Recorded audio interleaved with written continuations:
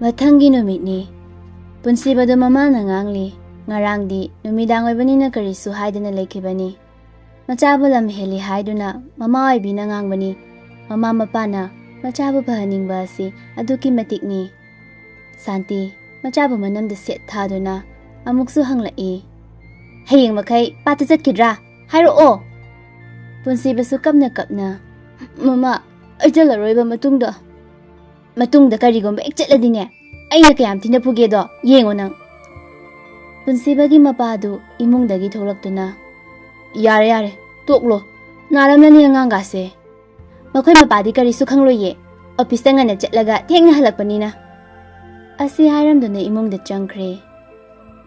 Mapana ningang famtharaktuna machagi mapambom anida paibiduna hairai. Nangbu karigi mamana haibi indribano mamana saugudaba thabak karigi tawribano. Punsiba mapabungda peri yengduna hairai. Babu ai jalaroiba matungda. Bobby machana hairakliba adu nungsina yengduna adunidana mama babana fatte tawganu haiba thabakti tawba yadeko. Fare chaloso school chanaba loisiloro. Punsibana Hoi babung asi hairamlaga mage kala changkhre. Bobby su machana changkhiba adu yengduna ngaihak leiraga masu officer na baloshinba changkhre. Asomdana Laisnagi yumdani ivo halda du chekonda chatnaba haiduna imungdagi tholai. Laisna su imungdagi mapabungbu kawkawduna tanarai. Babung ngai khoba. Ivo hal chatba haurabani. Machanupina kaurakpa aduda tungong thokladuna machada yenglaga hoi kaidawre machaton. Laisna mapabunggi nakta changsinduna hairai. Babung lupa yankhaida piramoba aina buk leibagi. Ivohalna hairai.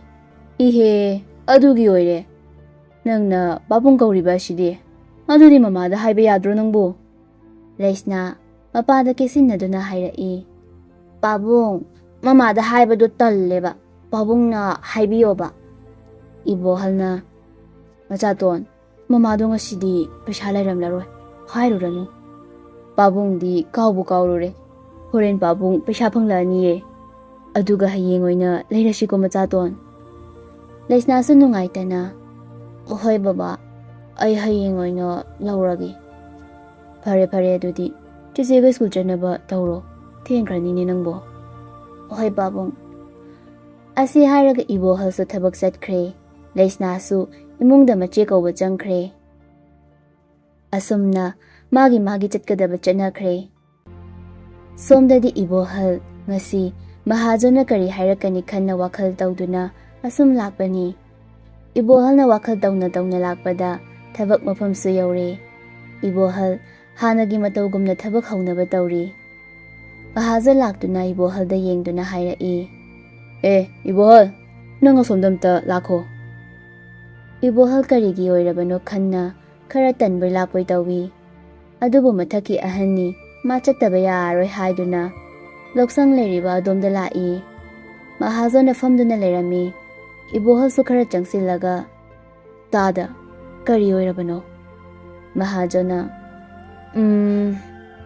Ibo hal nangaina tawriba thabaksida yawba pambra natraga nangi wakhalda kari lai nang amukta khallo.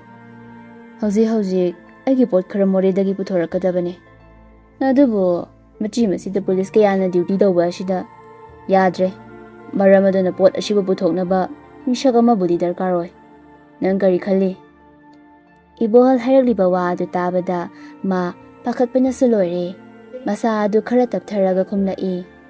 Tada thabak adugi matangda aibu yahonbigano. Tashingna ai pamjade.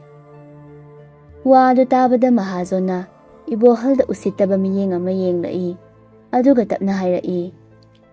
Nangi punsido nungaiba punsi ama oina leiradi aina karisu hairoidaba.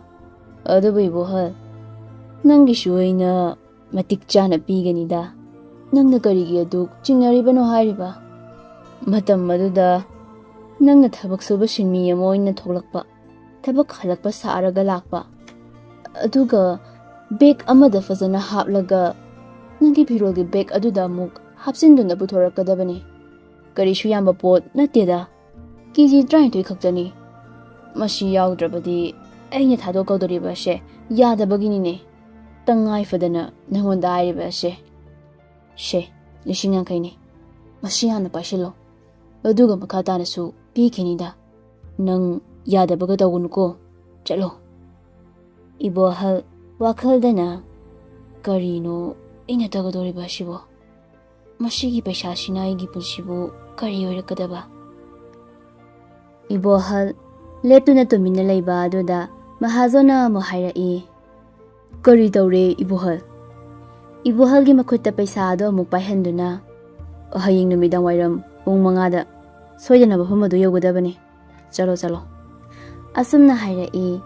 Ibohal su karisu hairamda adumaka adudagi tholai. Thongzil yorakpada Ibohal ga nongdren ga thengjinnai.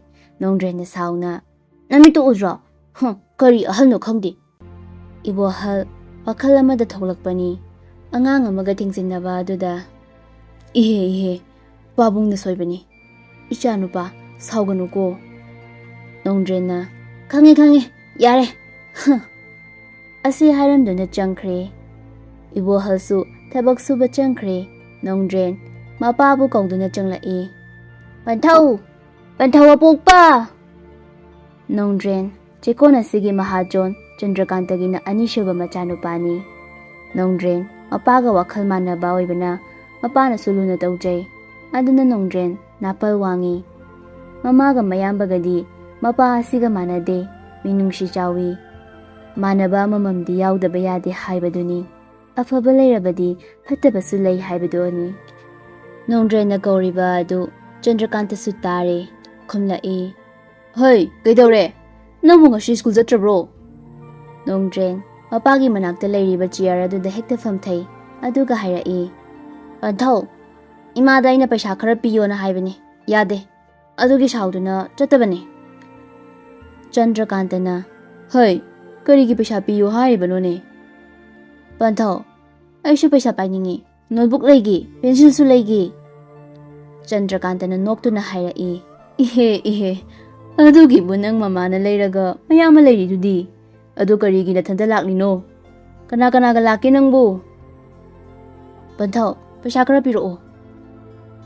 Ihe aina hairibashidi khumde nangbu kana ga laklino. Nongdren na kariso sitana hairai. Panthau gi mingai duga lakpani.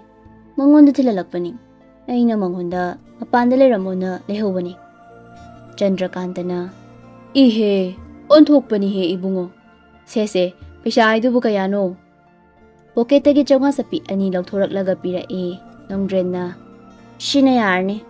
Panthau ai sacharage. Hairamduna chenthokre mapanda. Chandrakantana ngai khuni nangbu. Tanavaga fanghaude wakhalda. Mapa ingondagidi kharadi hendaurise. Yai. Asumna khalli. Karamba mapano khangde asuk ningai tauriba maching phatriba macha asigi michangda leiriba asibu ngangbigi jaibigi haibadi khanda tumin leiduna machagi michangda changliba ase. Sandiagi matamni. Ngasidi machina sandiagi dukthaba adu leisnada tharo haibadagi leisna wai tairi. Tairiba adusu isinga mayama haidoklaga makutuna tairaga sanari.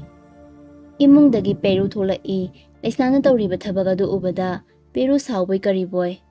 Sana kainu tauriduna sasa taiba yadabro. Isingduna do yam haijiliduna kaidoriba. Machina nungkhatuna yenglaga. Ngasaina aina si thokanena chichena dum tobiyona haiba natro. Pharamlani si oiradi. Peru su khara saurapna. Masi angang si yengune. Nangbu pikta pikliba angang lo. Nangna piklingai dadi aina dum tauri natro. Haziti nang su thabak tawbase khara haiba yarabane. Asi hairaga famtharaktuna leisana pairamba kona dumullaga. Phanto ai tauraga yare. Asi hairaga leisnabu inthoklaga manoina wai adu tairami. Leisna su haugalaglaga. Bhare kaino laik tum parokige. Asi hairamlaga imungda changkhre. Peru leisna di tahanda tapna machinda. Parani ꯂꯥꯏꯔꯤꯛꯅ ꯄꯥꯗꯣꯏꯔꯥ ꯃꯥꯅ ꯄꯥꯗꯣꯏꯔꯥ ꯈꯪꯗꯦ ꯑꯁꯤ ꯍꯥꯏꯔꯗꯨꯅ ꯇꯧꯔꯤꯕ ꯊꯕꯛ ꯑꯗꯨ ꯃꯈꯥ ꯆꯠꯊꯩ ꯂꯝꯕꯤꯗꯅꯤ ꯏꯕꯣꯍꯜ ꯊꯕꯛ ꯍꯜꯂꯛꯄꯅꯤ ꯅꯨꯃꯤꯠꯁꯨ ꯃꯝꯁꯤꯟꯈ꯭ꯔꯦ ꯉꯁꯤꯗꯤ ꯃꯈꯣꯡꯅ ꯁꯨꯝ ꯇꯞꯅ ꯇꯞꯅ ꯂꯥꯛꯄꯅꯤ ꯋꯥꯈꯜꯗꯁꯨ ꯍꯌꯦꯡꯒꯤ ꯈꯜꯂꯤ ꯍꯌꯦꯡꯒꯤ ꯊꯕꯛ ꯑꯁꯤꯅ ꯀꯔꯤꯒꯨꯝꯕ ꯁꯣꯏꯔꯗꯤ ꯑꯩꯒꯤ ꯊꯋꯥꯏꯁꯤ ꯃꯥꯡꯒꯅꯤ ꯑꯁꯨꯝꯅ ꯈꯟꯅ ꯈꯟꯅ ꯃꯥ ꯃꯌꯨꯝ ꯌꯧꯁꯤꯜꯂꯛꯂꯦ ꯂꯩꯃꯅ ꯆꯥꯛ ꯏꯁꯤꯡ ꯊꯣꯡꯕ ꯂꯣꯏꯁꯤꯜꯂꯝꯂꯦ ꯃꯈꯣꯏ ꯄꯨꯟꯅ ꯆꯥꯗꯨꯅ ꯑꯍꯤꯡꯁꯤ ꯑꯃꯁꯨ ꯄꯣꯊꯥꯅꯔꯦ ꯏꯕꯣꯍꯜꯗꯤ ꯇꯨꯝꯕ ꯌꯥꯗ ꯑꯁꯨꯝ ꯂꯩꯔꯤ ꯑꯍꯤꯡꯒꯤ ꯃꯇꯝꯁꯤꯗ ꯀꯅꯥꯒꯤꯁꯨ ꯃꯈꯣꯜ ꯇꯥꯈꯤꯗ꯭ꯔꯦ ꯑꯁꯨꯝ ꯂꯩꯔꯛꯄꯅ ꯏꯕꯣꯍꯜ ꯅꯣꯡꯉꯥꯜꯂꯝꯗꯥꯏ ꯄꯨꯡ 3 ꯇꯥꯁꯤꯜꯂꯛꯄ ꯑꯗꯨꯋꯥꯏꯗꯗꯤ ꯃꯃꯤꯠ ꯇꯞꯅ ꯎꯏꯁꯤꯟꯗꯨꯅ ꯇꯨꯝꯊꯈ꯭ꯔꯦ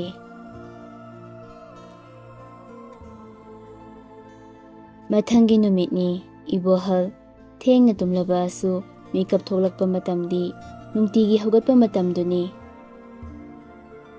ꯁꯣꯝꯗꯅ ꯆꯟꯗ꯭ꯔꯀꯥꯟꯇ ꯑꯌꯨꯛꯀꯤ ꯆꯥ ꯊꯛꯅ ꯊꯛꯅ ꯀꯅꯥꯒꯨꯝꯕ ꯑꯃꯒ ꯐꯣꯟꯗ ꯋꯥꯔꯤ ꯁꯥꯟꯅꯔꯤ ꯅꯈꯣꯏ ꯍꯧꯖꯤꯛ ꯀꯗꯥꯏꯗꯅ ꯂꯩꯔꯤꯕꯁꯦ ꯐꯣꯟꯗꯨꯒꯤ ꯅꯨꯄꯥ ꯑꯗꯨꯅ ꯍꯥꯏꯔꯛꯄ ꯑꯗꯨ ꯇꯥꯔꯕ ꯃꯇꯨꯡ ꯐꯔꯦ ꯑꯩ ꯅꯥꯏꯕ ꯃꯤꯁꯛꯇꯣ ꯁꯣꯏꯗꯅ ꯂꯥꯛꯍꯜꯂꯒꯅꯤ ꯑꯗꯨꯒ ꯑꯩꯅ ꯍꯥꯏꯒꯗꯕꯗꯤ ꯅꯨꯄꯥ ꯑꯗꯨꯅ ꯄꯨꯂꯤꯁꯁꯤꯡꯗꯨꯗꯒꯤ ꯂꯥꯟꯊꯣꯛꯂꯤꯉꯩ ꯅꯈꯣꯏꯁꯨ ꯒꯥꯔꯤ ꯑꯗꯨ ꯇꯨꯡꯒ ꯃꯥꯡꯒꯗ ꯂꯥꯛꯀꯗꯕꯅꯤ ꯑꯗꯨꯒ ꯄꯨꯂꯤꯁꯇꯒꯤ ꯈꯤꯇꯪ ꯂꯥꯟꯊꯣꯔꯛꯄꯒ ꯅꯈꯣꯏ ꯃꯍꯥꯛꯄꯨ ꯉꯥꯏꯗꯨꯅ ꯂꯩꯒꯗꯕꯅꯤ ꯑꯗꯨꯒ ꯃꯥꯕꯨ ꯀꯔꯤꯒꯨꯝꯕ ꯄꯨꯂꯤꯁꯅ ꯇꯥꯟꯅꯔꯛꯂꯕꯗꯤ ꯄꯨꯂꯤꯁꯅ ꯐꯥꯈꯤꯗꯧꯔꯦ ꯍꯥꯏꯔꯕꯗꯤ ꯃꯍꯥꯛꯄꯨ ꯅꯈꯣꯏꯅ ꯅꯣꯡꯃꯩꯅ ꯀꯥꯞꯇꯨꯅ ꯍꯥꯠꯂꯝꯒꯗꯕꯅꯤ ꯈꯪꯉꯦꯀꯣ ꯐꯣꯟ ꯑꯗꯨꯗ ꯍꯥꯏꯔꯤꯕ ꯑꯗꯨ ꯇꯥꯔꯒ ꯑꯃꯨꯛꯁꯨ ꯃꯈꯥ ꯇꯥꯔꯛꯏ ꯑꯗꯨꯝꯅ ꯇꯧꯒꯗꯧꯔꯤꯕꯅꯤꯅꯦ ꯃꯍꯥꯛꯄꯨ ꯄꯨꯂꯤꯁꯅ ꯍꯤꯡꯅ ꯐꯥꯈꯤꯕ ꯇꯥꯔꯕꯗꯤ ꯑꯩꯈꯣꯏꯁꯨ ꯁꯣꯏꯗꯅ ꯆꯦꯟꯅꯒꯗꯧꯔꯤꯕꯅꯤꯅꯦ ꯐꯔꯦ ꯑꯗꯨꯗꯤ ꯅꯈꯣꯏꯁꯨ ꯆꯦꯛꯁꯤꯟꯅ ꯂꯩꯔꯣ ꯑꯩ ꯊꯝꯂꯦꯀꯣ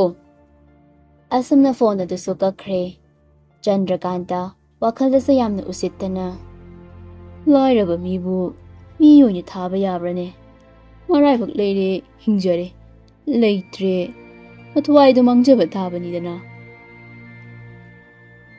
ꯑꯁꯨꯝꯅ ꯅꯨꯃꯤꯠꯇꯨꯒꯤ ꯅꯨꯡꯊꯤꯜ ꯄꯨꯡ 2 ꯇꯥꯗ꯭ꯔꯤꯉꯩ ꯏꯕꯣꯍꯜꯕꯨ ꯃꯐꯝ ꯑꯗꯨꯗ ꯌꯧꯅꯕ ꯍꯥꯏꯗꯨꯅ ꯅꯨꯄꯥ ꯑꯃꯒ ꯄꯨꯟꯅ ꯒꯥꯔꯤ ꯇꯣꯡꯗꯨꯅ ꯂꯥꯛꯏ ꯕꯣꯔꯗꯔ ꯑꯗꯨꯕꯨ ꯂꯥꯟꯊꯣꯛꯇꯨꯅ ꯏꯕꯣꯍꯜꯕꯨ ꯊꯝꯂꯝꯗꯨꯅ ꯑꯃꯨꯛ ꯍꯜꯂꯛꯀꯗꯧꯔꯤꯕꯅꯤ ꯏꯕꯣꯍꯜ ꯒꯥꯔꯤ ꯑꯗꯨ ꯇꯣꯡꯅ ꯇꯣꯡꯅ ꯃꯤꯍꯨꯜ ꯑꯗꯨꯁꯨ ꯁꯨꯗ꯭ꯔꯕꯅꯤ ꯀꯔꯤꯕꯨ ꯊꯣꯛꯀꯗꯧꯔꯤ ꯏꯁꯣꯔ ꯃꯥꯅ ꯀꯔꯝꯅ ꯇꯝꯕꯤꯔꯤꯕ ꯀꯔꯤꯒꯤꯗꯤ ꯄꯥꯈꯠꯂꯣꯏ ꯀꯔꯤꯒꯤꯗꯤ ꯋꯥꯔꯣꯏꯗꯒꯦ ꯃꯍꯥꯛꯅ ꯇꯧꯔꯤꯕ ꯑꯁꯤ ꯃꯊꯋꯥꯏꯕꯨ ꯈꯨꯕꯥꯛꯇ ꯍꯥꯞꯂꯒ ꯃꯤꯅꯝꯕ ꯍꯩꯇꯕ ꯑꯃꯨꯛꯐꯥꯎ ꯇꯧꯗ꯭ꯔꯤꯕ ꯊꯕꯛ ꯑꯃꯕꯨ ꯑꯁꯨꯛ ꯆꯨꯝꯖꯕ ꯃꯍꯥꯛꯅ ꯇꯧ ꯍꯥꯏꯗꯨꯅ ꯍꯥꯏꯔꯕꯗ ꯏꯕꯣꯍꯜꯅ ꯇꯣꯡꯂꯤꯕ ꯒꯥꯔꯤ ꯑꯗꯨꯁꯨ ꯕꯣꯔꯗꯔ ꯂꯥꯟꯁꯤꯜꯂꯛꯂꯦ ꯀꯤꯂꯣꯃꯤꯇꯔ 2 ꯍꯦꯟꯗꯣꯔꯛꯂꯦ ꯃꯤ ꯈꯔ ꯆꯤꯛꯄ ꯂꯝꯍꯥꯡ ꯑꯃꯗ ꯈꯥꯝꯈ꯭ꯔꯦ ꯆꯤꯡꯈꯣꯡꯗꯒꯤ ꯒꯥꯔꯤꯒꯤ ꯊꯣꯡ ꯑꯗꯨ ꯍꯥꯡꯗꯣꯛꯇꯨꯅ ꯃꯥꯕꯨ ꯉꯁꯥꯏꯗꯒꯤ ꯄꯨꯔꯛꯂꯤꯕ ꯅꯨꯄꯥ ꯑꯗꯨꯅ ꯀꯨꯝꯊꯔꯛꯂꯣ ꯍꯥꯏꯗꯨꯅ ꯏꯕꯣꯍꯜ ꯀꯨꯝꯊꯔꯛꯂꯦ ꯀꯗꯣꯝꯗꯒꯤꯅꯣ ꯈꯪꯗꯦ ꯃꯤ ꯈꯔ ꯃꯈꯣꯏꯒꯤ ꯅꯥꯛꯇꯝꯅ ꯆꯪꯂꯛꯏ ꯑꯗꯨꯒ ꯏꯕꯣꯍꯜꯗ ꯅꯪ ꯏꯕꯣꯍꯜ ꯁꯥꯔ ꯆꯟꯗ꯭ꯔꯀꯥꯟꯇꯅ ꯊꯥꯔꯛꯄꯗꯨ ꯅꯠꯇ꯭ꯔꯥ ꯏꯕꯣꯍꯜꯁꯨ ꯈꯔ ꯀꯣꯏꯔꯞꯅ ꯑꯍꯣꯏ ꯃꯥꯅꯦ ꯃꯁꯛ ꯈꯪꯗꯕ ꯅꯨꯄꯥ ꯑꯗꯨꯅ ꯃꯥꯕꯨ ꯂꯝꯖꯤꯡꯗꯨꯅ ꯁꯣꯝꯗ ꯆꯠꯁꯤ ꯍꯥꯏꯗꯨꯅ ꯄꯨꯔꯛꯂꯦ ꯏꯕꯣꯍꯜꯁꯨ ꯃꯈꯣꯏꯒꯤ ꯇꯨꯡꯏꯟꯗꯨꯅ ꯂꯥꯛꯏ ꯃꯐꯝ ꯑꯃ ꯌꯧꯔꯦ ꯒꯥꯔꯤ ꯑꯃꯒꯤ ꯃꯅꯨꯡꯗ ꯌꯥꯝꯅ ꯁꯥꯊꯤꯕ ꯃꯥꯟꯕ ꯃꯀꯣꯏ ꯆꯣꯝꯕ ꯁꯟꯒ꯭ꯂꯥꯁ ꯎꯞꯄ ꯅꯨꯄꯥ ꯑꯃ ꯐꯝꯗꯨꯅ ꯂꯩꯔꯝꯃꯤ ꯏꯕꯣꯍꯜ ꯎꯕꯗ ꯅꯨꯄꯥ ꯑꯗꯨꯅ ꯁꯟꯒ꯭ꯂꯥꯁ ꯑꯗꯨ ꯈꯨꯗꯣꯝꯕꯤꯅ ꯈꯖꯤꯛ ꯆꯤꯡꯊꯔꯒ ꯌꯦꯡꯗꯨꯅ ꯃꯈꯨꯠ ꯀꯠꯂꯒ ꯁꯤꯗ ꯂꯥꯛꯑꯣ ꯍꯥꯏꯕꯒꯨꯝ ꯀꯧꯔꯛꯏ ꯏꯕꯣꯍꯜ ꯈꯔꯗꯤ ꯄꯥꯈꯠꯂꯤ ꯑꯗꯨꯕꯨ ꯃꯥ ꯅꯨꯄꯥ ꯑꯃꯅꯤ ꯃꯈꯣꯏꯁꯨ ꯃꯤꯑꯣꯏꯕꯅꯤ ꯈꯟꯗꯣꯛꯇꯨꯅ ꯋꯥꯈꯜ ꯈꯔꯗꯤ ꯐꯥꯖꯤꯟꯖꯩ ꯏꯕꯣꯍꯜ ꯅꯨꯄꯥ ꯑꯗꯨꯒꯤ ꯅꯥꯛꯇ ꯆꯪꯂꯛꯏ ꯅꯨꯄꯥ ꯑꯗꯨꯅ ꯍꯥꯏꯔꯛꯏ ꯑꯩ ꯈꯪꯕ꯭ꯔꯣ ꯏꯕꯣꯍꯜꯁꯨ ꯈꯪꯗꯦ ꯅꯨꯄꯥ ꯑꯗꯨꯅ ꯈꯪꯂꯣꯏ ꯑꯗꯨꯒ ꯈꯪꯂꯝꯗ꯭ꯔꯤꯕ ꯑꯗꯨꯁꯨ ꯌꯥꯝꯅ ꯐꯔꯦ ꯍꯧꯖꯤꯛ ꯅꯪꯅ ꯇꯧꯒꯗꯕ ꯑꯁꯤꯗꯤ ꯅꯪ ꯈꯪꯂꯕ꯭ꯔꯣ ꯈꯔꯗꯤ ꯈꯪꯂꯦ ꯄꯣꯠ ꯑꯁꯤꯕꯨ ꯑꯩꯅ ꯕꯣꯔꯗꯔꯗ ꯆꯦꯛ ꯇꯧꯔꯤꯕ ꯄꯨꯂꯤꯁꯁꯤꯡꯗꯒꯤ ꯂꯥꯟꯊꯣꯛꯇꯨꯅ ꯄꯨꯔꯛꯄ ꯑꯁꯤ ꯅꯠꯇ꯭ꯔꯥ ꯅꯨꯄꯥ ꯑꯗꯨꯅ ꯃꯥꯅꯤꯅꯦ ꯑꯗꯨꯕꯨꯗꯤ ꯊꯕꯛ ꯑꯁꯤ ꯍꯩꯅ ꯁꯤꯡꯅ ꯇꯧ ꯇꯥꯔꯦ ꯅꯠꯇ꯭ꯔꯗꯤ ꯅꯊꯋꯥꯏ ꯃꯆꯥꯗꯣ ꯃꯥꯡꯒꯗꯧꯔꯤꯕꯅꯤꯅꯦ ꯏꯕꯣꯍꯜ ꯍꯥꯟꯅ ꯈꯔ ꯄꯥꯈꯠꯂꯒ ꯂꯩꯔꯝꯕꯒ ꯑꯃꯨꯛꯀ ꯍꯦꯟꯅ ꯄꯥꯈꯠꯂꯛꯈ꯭ꯔꯦ ꯈꯣꯟꯖꯦꯜꯁꯨ ꯄꯥꯈꯠꯅ ꯍꯥꯏꯔꯛꯏ, ꯁꯥꯔ, ꯑꯩ ꯐꯅꯕ ꯑꯗꯨꯝ ꯇꯧꯔꯒꯦ꯫ ꯅꯨꯄꯥ ꯑꯗꯨꯅ, ꯐꯔꯦ, ꯑꯗꯣ ꯅꯪꯒꯤ ꯐꯤꯔꯣꯜꯁꯦ ꯑꯗꯨꯅ ꯑꯗꯨꯝ ꯌꯥꯔꯅꯤꯅ ꯈꯜꯂꯦꯗ, ꯑꯗꯨꯅꯕꯨ ꯍꯦꯟꯅ ꯂꯥꯏꯔꯕ ꯊꯕꯛ ꯁꯨꯕ ꯃꯤ ꯇꯁꯦꯡꯅꯕꯨ ꯃꯥꯜꯂꯦ꯫ ꯍꯥꯏꯔꯛꯂꯤꯕ ꯋꯥ ꯑꯗꯨ ꯇꯥꯕꯗ ꯏꯕꯣꯍꯜ ꯈꯖꯤꯛꯇꯤ ꯅꯨꯡꯉꯥꯏꯇꯕ ꯐꯥꯎꯖꯔꯤ꯫ ꯀꯔꯤꯒꯤꯗꯤ ꯐꯥꯎꯔꯣꯏ? ꯂꯝ ꯂꯥꯞꯅ ꯆꯠꯀꯅꯤ, ꯃꯤꯠꯃꯥꯡꯗ ꯁꯦꯠ ꯆꯥꯕ ꯑꯗꯨꯃꯛ ꯈꯔ ꯃꯈꯩꯗꯤ ꯌꯥꯔꯒꯅꯤ ꯈꯟꯅ ꯁꯦꯠꯆꯔꯛꯄ ꯐꯤꯔꯣꯜꯅꯤ꯫ ꯑꯗꯨꯕꯨ ꯃꯥ ꯏꯀꯥꯏꯕꯗꯤ ꯐꯥꯎꯔꯤ꯫ ꯑꯗꯨꯝ ꯑꯣꯏꯅꯃꯛ ꯋꯥꯈꯜꯗꯗꯤ ꯑꯃꯨꯛ ꯈꯟꯗꯣꯛꯏ꯫ ꯁꯤꯟꯃꯤꯕꯨ ꯁꯤꯟꯃꯤ ꯍꯥꯏꯕꯅꯤ, ꯋꯥꯔꯐꯝ ꯊꯣꯛꯇꯦ ꯈꯟ ꯏꯕꯣꯍꯜ ꯀꯔꯤꯁꯨ ꯍꯥꯏꯗ꯭ꯔꯦ꯫ ꯏꯕꯣꯍꯜ ꯋꯥ ꯀꯔꯤꯁꯨ ꯍꯥꯏꯗꯅ ꯇꯨꯃꯤꯟꯅ ꯂꯩꯈꯤꯕ ꯑꯗꯨꯗ ꯅꯨꯄꯥ ꯑꯗꯨꯅ ꯍꯥꯏꯐꯦꯠ ꯅꯣꯛꯂꯒ, ꯏꯕꯣꯍꯜ, ꯀꯔꯤ ꯇꯧꯔꯕꯒꯦ? ꯁꯤꯟꯃꯤ ꯍꯥꯏꯕꯒꯤ ꯈꯖꯤꯛ ꯅꯨꯡꯉꯥꯏꯇꯕ ꯐꯥꯎꯕꯒꯤꯔꯥ? ꯁꯤꯟꯃꯤꯗꯤ ꯁꯤꯟꯃꯤ ꯍꯥꯏꯕꯅꯤ, ꯅꯪꯅ ꯅꯨꯡꯉꯥꯏꯇ꯭ꯔꯕꯗꯤ ꯍꯥꯏꯔꯔꯣꯏꯗ꯫ ꯐꯔꯦ, ꯃꯇꯝꯁꯦ ꯊꯦꯡꯈꯤꯅꯕꯅꯤ, ꯀꯅꯥꯅꯣꯝꯇ ꯄꯣꯠꯇꯨ ꯄꯨꯊꯣꯔꯛꯑꯣ꯫ ꯏꯕꯣꯍꯜ ꯅꯨꯄꯥ ꯑꯗꯨꯗ ꯌꯦꯡꯂꯒ ꯀꯔꯤꯝꯇꯗꯤ ꯍꯥꯏꯗꯦ꯫ ꯃꯈꯣꯏꯒꯤ ꯃꯤꯑꯣꯏ ꯑꯃꯅ ꯂꯝꯗ ꯊꯕꯛ ꯁꯨꯕ ꯁꯤꯟꯃꯤꯁꯤꯡꯅ ꯄꯨꯅꯕ ꯕꯦꯒ ꯑꯃ ꯏꯕꯣꯍꯜꯗ ꯁꯤꯟꯅꯔꯛꯏ꯫ ꯏꯕꯣꯍꯜꯁꯨ ꯕꯦꯒ ꯑꯗꯨ ꯂꯧꯁꯤꯜꯂꯤ꯫ ꯃꯈꯣꯏꯒꯤ ꯂꯤꯗꯔ ꯑꯗꯨꯅ ꯍꯥꯏꯔꯛꯏ, ꯕꯦꯒꯁꯤꯗ ꯑꯃꯣꯠꯄ ꯐꯤꯔꯣꯜ ꯈꯔꯒ ꯌꯥꯎꯔꯕꯅꯤ, ꯑꯗꯨꯒ ꯃꯈꯥꯗ ꯆꯦꯛꯁꯤꯟꯅ ꯍꯥꯞꯈ꯭ꯔꯕꯅꯤ꯫ ꯅꯪ ꯃꯗꯨꯃꯗꯤ ꯆꯦꯛꯁꯤꯟꯅ ꯃꯐꯝ ꯑꯗꯨꯗꯒꯤ ꯂꯥꯟꯊꯣꯛꯀꯗꯕꯅꯤ, ꯒ꯭ꯌꯥꯟ ꯇꯥꯔꯦꯀꯣ? ꯏꯕꯣꯍꯜꯁꯨ ꯍꯣꯏ ꯍꯥꯏꯕꯒꯨꯝꯅ ꯃꯉꯛ ꯑꯗꯨ ꯅꯣꯝꯃꯤ꯫ ꯑꯁꯨꯝ ꯇꯧꯗꯨꯅ ꯏꯕꯣꯍꯜ ꯕꯣꯔꯗꯔ ꯑꯗꯨ ꯌꯧꯗ꯭ꯔꯤꯉꯩ ꯃꯤ ꯆꯤꯛꯄ ꯃꯐꯝ ꯑꯃꯗ ꯏꯕꯣꯍꯜ ꯈꯣꯡꯅ ꯂꯥꯟꯊꯣꯛꯅꯕ ꯍꯥꯏꯗꯨꯅ ꯊꯝꯂꯝꯂꯒ ꯉꯁꯥꯏ ꯏꯕꯣꯍꯜꯅ ꯇꯣꯡꯂꯛꯄ ꯒꯥꯔꯤ ꯑꯗꯨ ꯃꯐꯝ ꯑꯗꯨꯗꯒꯤ ꯊꯧꯗꯣꯛꯈ꯭ꯔꯦ꯫ ꯑꯁꯨꯝꯅ ꯂꯤꯗꯔ ꯑꯗꯨꯅ ꯇꯣꯡꯂꯤꯕ ꯒꯥꯔꯤ ꯑꯗꯨꯁꯨ ꯏꯕꯣꯍꯜꯕꯨ ꯉꯥꯏꯔꯝꯒꯦ, ꯑꯩꯈꯣꯏ ꯊꯦꯡꯅꯗ꯭ꯔꯤꯐꯥꯎ ꯅꯪ ꯅꯈꯣꯡꯅ ꯂꯥꯛꯎ, ꯃꯐꯝ ꯆꯥꯕ ꯑꯃꯗ ꯅꯪꯕꯨ ꯉꯥꯏꯔꯝꯒꯦ ꯍꯥꯏꯔꯝꯗꯨꯅ ꯃꯈꯣꯏꯁꯨ ꯒꯥꯔꯤ ꯑꯗꯨ ꯊꯧꯈ꯭ꯔꯦ꯫ ꯃꯈꯣꯏ ꯂꯣꯏꯅꯃꯛ ꯆꯠꯈ꯭ꯔꯦ꯫ ꯏꯕꯣꯍꯜ ꯀꯤꯕꯁꯨ ꯑꯁꯨꯝ ꯍꯦꯜꯂꯛꯏ꯫ ꯑꯗꯨꯕꯨ ꯅꯨꯄꯥꯅꯤ ꯈꯟꯅ ꯃꯥ ꯄꯨꯂꯤꯁꯁꯤꯡꯅ ꯆꯦꯛ ꯇꯧꯔꯤꯕ ꯃꯐꯝ ꯑꯗꯨ ꯌꯧꯁꯤꯜꯂꯛꯂꯦ꯫ ꯃꯈꯣꯡꯅ ꯑꯁꯨꯝ ꯇꯞꯅ ꯂꯥꯛꯏ꯫ ꯍꯥꯏꯕꯒ ꯇꯧꯕꯒ ꯏꯕꯣꯍꯜꯅ ꯋꯥ ꯉꯥꯡꯗ ꯇꯞꯅ ꯆꯠꯂꯤꯕ ꯑꯗꯨ ꯄꯨꯂꯤꯁꯁꯤꯡꯗꯨꯒꯤ ꯃꯔꯛꯇꯒꯤ ꯑꯃꯅ, ꯑꯍꯜ, ꯀꯗꯥꯏ ꯆꯠꯂꯨꯕꯅꯣ? ꯉꯥꯏꯈꯣꯅꯦ꯫ ꯏꯕꯣꯍꯜ ꯃꯤꯍꯨꯟꯗꯤ ꯁꯨꯗ꯭ꯔꯦ꯫ ꯄꯥꯈꯠꯅ ꯆꯣꯡꯂꯤꯕ ꯃꯤꯍꯨꯜ ꯑꯗꯨ ꯐꯥꯖꯤꯟꯗꯨꯅ